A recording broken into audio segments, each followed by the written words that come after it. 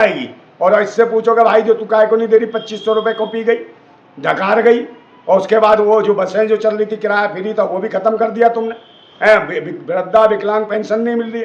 और जो कूड़ा उठाने वाली गाड़ी है उस पर भी टैक्स लगाने के चक्कर में को भाई पैसा दो। तो भाई दिल्ली की जनता ने तुम्हें चुना किस लिए आए हो तुम? लूटने के लिए, देश में हिंदू मुसलमान कराने के लिए, जात पात धर्म मजहब के नाम पे लड़वाने के लिए। तो ये इनका के खिलाफ मैंने पहले भी कहा था कि जब तक रहेगी मशीन आते रहेंगे कमीन और छीनेंगे भारत के लोगों की जमीन। और जमीन छीनने का काम हो रहा है, देख रहे हो वक्फ बोर्ड के माध्यम से कैसा हो रहा है। तो उस प्रकार के हैं जो माहौल खराब करने वाले हैं, लोग समझ चुके हैं भाजपा को है। इसलिए ये सभी को जानते हैं कि भाई दिल्ली की जो जनता ने इनको स्वीकार नहीं करा, ना इनको चुना, क्योंकि चारों स्तंभों पे वही आरएसएस के लोग बैठ गए हैं। जब से आई है भाजपा सरकार तब से, चाहे भारत निर्वाचन आयोग हो उसमें बैठ गए हैं आरएसएस के लोग, चाहे जुडिशरी हो उसमें आरएसएस के लोग बैठ गए हैं, और चाहे मेन स्ट्रीम मीडिया हो और या प्रशासन हो, सब में आरएसएस के लोग बैठ गए। इसलिए उनकी भाषाएं देखो। पिछले दिनों दिल्ली में चुनाव हुए थे और बीजेपी सरकार जो कि दिल्ली से बहुमत से जीती, उन्होंने अपने मैनिफेस्टो में बहुत सारे वादे किए थे, जिसमें सबसे पहला था कि महिलाओं को जीतने के तुरंत बाद 2500 रुपये मिलेंगे। उसके बाद उनका वादा था कि सिलेंडर जो गैस सिलेंडर हैं 500 रुपये में दिए जाएंगे और होली और दिवाली पे फ्री सिलेंडर दिया जाएगा। लेकिन ना तो अब तक किसी महिला के खाते में वो 2500 रुपये आए हैं और ना ही सिलेंडर जो है 500 रुपये हुए, ना होली पे फ्री मिला, बल्कि सिलेंडर पे 50 रुपये और बढ़ गए हैं। क्या है इसकी वजह और क्यों हो रहा है ऐसा? क्योंकि लोगों को उम्मीद थी कि आम आदमी पार्टी के बाद बीजेपी सरकार कुछ काम करेगी। क्यों हो रहा है ऐसा, उसी के बारे में आज हम बात करेंगे नंदा सिंह राजपूत से। नंदा भाई के साथ हम बैठे हुए हैं, बहुत मुखर होके बोलते हैं, बहुत बड़े समाज सेवी हैं, इन्हीं से आज इस बारे में जानेंगे। स्वागत है नंदा भाई आपका हमारे चैनल में। जी जिंदाबाद। मैं ये जानना चाहूँगी कि क्या आपकी नज़र में कोई ऐसी महिला है जिसके खाते में 2500 रुपये आए? नहीं, मेरी नज़र में क्या, दूर दूर तक नहीं है। उसको तो छोड़ो, वृद्धा विकलांग पेंशन भी खा गए ये लोग। और तो और जो पहले जो उसमें महिलाओं को जो छूट दे रखी थी वो भी बंद कर दी है। और विकलांग और वृद्धा पेंशन भी पी रहे हैं। दूसरे नंबर यहाँ तक कूड़े की गाड़ियों वाले भी कह रहे हैं भाई अब कूड़े की गाड़ी में अगर कुछ फेंकोगे तो उसका भी पैसा लेंगे। तो ये कौन है, कहाँ से आए हैं लुटेरे भाजपा के? हाँ, जो खुद कह रहे थे 2500 रुपये महीना देंगे, 2500 रुपये महीना कहाँ गए, किस महिला को दिया है? कोई बताइए। कोई जज ऐसे कहेगा क्या? कठमुल्ला है, जज कठमुल्ला कहता है सुप्रीम हाई कोर्ट का, उसके बाद मुख्यमंत्री उस पर स्टंप लगा देता है कि हाँ कठमुल्ले हैं। तो ऐसी ऐसी जब भाषा बोल रहे, और उसके बाद अधिकारी ऐसे है जो उल्टा सीधा बोलते हैं कि भाई मस्जिदों पे ये खुले में नमाज नहीं पढ़ी जाएगी, छतों पे नमाज नहीं पढ़ी जाएगी। तो एक बात बताओ, ये लोग आए कहाँ से, कौन है, किस मानसिकता के कीड़े हैं जो इस प्रकार का प्रहार कर रहे हैं देश की जनता पे? अभी देख लीजिए वक्फ बोर्ड ले आए। वक्फ बोर्ड पे जो बिल लाए हैं काय के लिए लाए? जबरदस्ती, जरूरत नहीं, जिन बिल की जरूरत नहीं देश की जनता को, जैसे किसानों को, किसानों के लिए जो 3 कानून जो बिल लाए थे किसानों के खिलाफ, उनको किसानों की जरूरत नहीं थी। किसान कह रहे हमें जरूरत ही नहीं है बिल की, मगर जबरदस्ती बिल लाए। उसके बाद 3 तलाक, हलाला, और फिर बाद में कहते हैं कि भाई ये जो है ना हम मुसलमानों के लिए अच्छा करने के लिए लाए। अरे तुम मुसलमानों के लिए क्या अच्छा करो? लेकिन हिंदू तो जो है, जो खुद हिंदू तो कहते हैं, वो आप भी एक हिंदू हैं, आप वक्फ बोर्ड के देखिए मैडम, पहला नंबर तो हिंदू मत को मैं हिंदू नहीं हूँ। हिंदू का मतलब होता गुलाम है, चाहे अंग्रेजों का हो, चाहे मुगलों का हो, या फिर इनका हो जो पाखंडी हैं, जो विदेशी आ रहे हैं। तो हिंदुओं का मतलब होता है गुलाम, जूते खाने वाला आदमी, समझे? तो जूते खाने वाले तो है नहीं, हम तो भारतीय हैं। और जो हिंदू बनेगा वो गुलाम है, बधुआ गुलाम है, ब्राह्मणों का गुलाम है, अंग्रेजों का गुलाम है, मुगलों का गुलाम रहा। तो कि मुगलों के साथ भी रोटी बेटी का रिश्ता करने वालों ने इनको गुलाम बनाया हिंदुओं को। हिंदू कौन है? इस भारत के मूल निवासी लोग, जो भारत के ओरिजिनल लोग हैं, बाशिंदे हैं। ब्राह्मण यहाँ का थोड़ी है, भारत का थोड़ी है, वो तो विदेशी आ रहे हैं। यहाँ भारत का नहीं, यहाँ के दया दान पे पलने वाला व्यक्ति, जिसे हम दान दे के पाला है, वो आदमी हमसे कहता है कि हमारे से भारतीय लोगों से कहता है ये नीच है। बताओ, यहाँ का खा रहे हैं, यहाँ पी रहे हैं, यहाँ रह रहे हैं, बात मुसलमानों को उठाते। ये लोग सदियों से यहाँ रह रहे हैं, यहाँ वफादारी भारत के लिए नहीं कर पाए ये पाखंडी लोग, और आज भी धर्म मजहब के नाम पे आतंक मचवा रहे। तो यही वजह है। आज स्थिति क्या है? वक्फ बोर्ड बिल की जरूरत नहीं थी, सिर्फ इसलिए हिंदू मुसलमान इन्हें करना है। चुनाव आएगा, हिंदू मुसलमान, बिहार का चुनाव है तो ले आए हैं, और ले आए हैं तो वहाँ सबसे पहले जो एक आदमी को भेज रहे हैं हिंदू गांव बनाने के लिए, हिंदू कॉलोनी बनाने के लिए, तो किसको भेज रहे हैं? बागेश्वर जिसको कहते थे उसको बिल्डेश्वर महाराज बना दिया इन्होंने। बागेश्वर महाराज कह रहे हैं कि हम हिंदू गांव बनाएंगे तभी हिंदू राष्ट्र बनेगा। देखिए बिल्डेश्वर महाराज को, इसको बागेश्वर नहीं बिल्डेश्वर, ये तो बिल्डरगिरी करने लगा और ये मोदी का छोटा भाई है।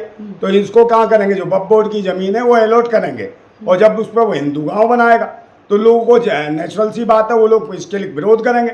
तो ये चाहते हैं कि इसके लिए हिंदू तैयार किए जाए कि साहब हिंदू गांव बनने से रोक रहे हैं, मगर ये नहीं बताएंगे ये ज़मीन किसकी अलॉट की है फ्री में। तो ये कौन है, किसको फायदा? उन्हीं जातिवादी गुंडों को जो धर्म के नाम पर हैं लोगों को गुस्साने का काम करते हैं, जबकि भारत के मूल निवासियों को तैयार करेंगे हिंदुओं के नाम पर। जितना हिंदू हिंदू चिल्लाओगे उससे भारत के युवाओं का, नौजवानों का रोजगार जाएगा, शिक्षा के केंद्र जाएंगे, स्वास्थ्य केंद्र खत्म होंगे और पाखंडियों का भला होगा। होली पे आपको सिलेंडर फ्री मिला? नहीं, काय का सिलेंडर, कौन सिलेंडर दे देगी? इसे फिकर उसकी है, टोटी चोर कहती है। तो ये मेरे को समझ नहीं आ रहा, इसके बाथरूम में से अखिलेश यादव टोटी चुरा के ले गया था, सोच नहीं कर पाई थी क्या था इसका। एक बात बताइए, ये टोटी चोर जो इससे बड़े सूबे के मुख्यमंत्री रहे अखिलेश यादव, और ये जरा सी दिल्ली की हो गई और टोटी चोर बता रही है। एक बात बताओ, उसने लाखों लैपटॉप बांट दिए अखिलेश यादव ने, तो जो लाखों लैपटॉप बांट दिए 100-200 रुपये की टंकी चुराएगा। तो इसकी मानसिकता दर्शाती है किस प्रकार के छिचोरपन वाले लोग जो मैच्योर नहीं है। ये छिचोरी महिला जो दिल्ली की मुख्यमंत्री बन गई है, जिसको यही नहीं पता कि क्या शब्दों का उपयोग करना है। इतने बड़े उत्तर प्रदेश सूबे का जो मुख्यमंत्री रहा हो उसको टोटी चोर करिए, 200 रुपये की टोटी चुरा के भागेगा हो। तो इनकी मानसिकता जो बहुत गिरी हुई है, जो भारत के लोगों के लिए सोच अच्छी नहीं है इनकी। तो ये वही लोग हैं आरएसएस के पाखंडियों के, वो हैं नाजायज मानसिकता के कीड़े। आरएसएस वालों ने ज़्यादा मोहब्बत होगी उसने इसे बैठा दिया है, इसको ले आए ढूंढ के सारे के सारे। तो ये उसी लायक है, इसको ना भाषा आती, ना बोलना आता, ना तमीज़ है, ना कुछ है। पहले किसी को अरविंद केजरीवाल की माँ को गालियाँ दे रही थी, अब इसको कह रही है कि टोटी चो। तो टोटी फोटी तो भाई मैं क्या तुम्हारे बाथरूम में चुरा ली, किसके बाथरूम में चुरा ली है, जो बिना बेचारा धोए चला गया है। तो ये बताए ना ऐसे, मगर नहीं बता। चाहे वक्फ का मामला हो, चाहे 3 तलाक का मामला हो, चाहे हलाला का मामला हो, चाहे मंदिर मस्जिद का मामला हो, इन्हीं को मेन स्ट्रीम मीडिया दिखाएगी, उसी पे ये सवाल करेंगे। मैं इनसे रोजी रोटी रोजगार की बात कर दो तो इनकी चोंच बंद हो जाएगी। मेन स्ट्रीम मीडिया में बैठे दलाल चुप हो जाएंगे और जो सरकार के जो माध्यम से जो प्रशासनिक अधिकारी हैं वो भी चुप हो जाएंगे। वो न्याय देने के लिए तैयार नहीं है।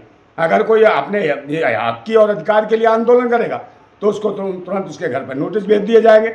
जैसा कि अभी हमारे एक मित्र थे, जानने वाले थे, पत्रकार बंधु आपकी तरह हैं, वो मुस्लिम थे, समझे, जफर सिद्दीकी, उनके घर भाई भेज दिया, उनके परिवार के खिलाफ भेज दिया और 6 लाख रुपए का वो जमानत मांग ली उससे। तो एक बात बताओ, जिसने कुछ किया ही नहीं, उसे कहा आशंका है, आप अशांति फैला सकते हैं। आशंका के आधार पर आप कुछ भी कह सकते हो, आशंका के आधार पर आप ये भी कह दोगे आपकी आशंका है कहीं आप हमारा बलात्कार ना कर दो, फिर उस पर नोटिस भेज दोगे। आशंका के नाम पे कुछ भी, अभी तो कुछ नहीं है, वक्फ बोर्ड का बिल लाए, कुछ दिनों बाद ये लाएंगे मुसलमानों के खिलाफ बिल। ये कहेंगे कि भाई इनको वोट देने का अधिकार नहीं होना चाहिए, उसके लिए बिल ले आएंगे, उनका वोट का देने का राइट खत्म कर देंगे। तो उस पर लड़ेंगे। और क्यों लड़ेंगे? क्योंकि ये देख रहे हैं कि आंदोलन करने वाला कोई नहीं है। क्योंकि मुसलमानों के नेता भी जितने भी सांसद हैं वो भी कोई खुल के कहने को तैयार नहीं, आधा उन्होंने डरा रखा। सबसे बड़ी बात है, हर कौम, हर धर्म, हर मजहब, हर जाति में उनका एक एक दलाल नेता बैठा है जो इन लोगों को उठने नहीं दे रहा। वो खड़े नहीं होंगे। हिंदू मुसलमान से पहले इंसान बन जाओ और आंदोलन करो अपने हक अधिकार के लिए, फिर देखते हैं तानाशाह हुकूमत क्या करती है। ये ढेर हो जाएगी और इतना बुरा हाल होगा जैसे बांग्लादेश, श्रीलंका का हुआ, उससे भयंकर बुरा होगा। ये देश छोड़ के भागेंगे जितने भी पाखंडी हैं, ढोंगी हैं। जी, आखिरी सवाल मेरा ये रहेगा कि अमित शाह जो थे, उन्होंने अपने जब चुनावी वादे चल रहे थे, मैनिफेस्टो चल रहा था, उसमें था कि 500 रुपये का सिलेंडर मिलेगा, लेकिन परसों ही सिलेंडर पे 50 रुपये बढ़ गए। तो इस पर आप क्या कहेंगे? क्या कभी 500 रुपये का सिलेंडर मिलेगा?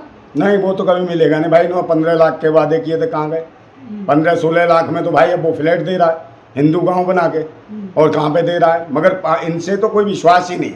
मगर अब कहोगे फिर कहाँ से रहे? इसलिए रहे हैं कि भाई इनके पास मशीन है। भारत निर्वाचन आयोग में इनके आरएसएस के लोग बैठ गए, आंदोलन कर रहे हैं, कोई मानने को तैयार नहीं है। तो भाई मशीन हटाओ, बैलेट पेपर पर चुनाव ले आओ, इनकी औकात दिख जाएगी। क्योंकि इन्हें पता है कि हम मशीन से जीत के आ जाएंगे, इसलिए इन्हें जनता के हितों से कोई लेना देना नहीं है। मशीन से आ रहे, इसलिए जो मर्जी बिल ला रहे, जो मर्जी बिल पास कर, सक्रिय भूमिका नहीं निभा रहे। वो भी चाह नहीं रहे कि भाई कम से कम रोड पे आओ।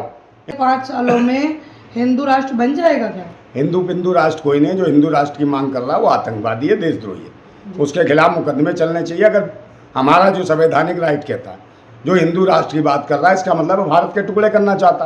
कल कोई इस्लाम राष्ट्र की बात करेगा, कल कोई खालिस्तान राष्ट्र की बात करेगा, कोई किसी और राष्ट्र की बात करेगा, आत्मा होगा। और फिर लास्ट में कहता हूँ कि वो गुलाम बड़े बुज़दिल हैं, वो गुलाम बड़े बुज़दिल हैं जो कहते हैं क्रांति बड़ी मुश्किल है, और क्रांति हर मुश्किल को आसान बना देती है।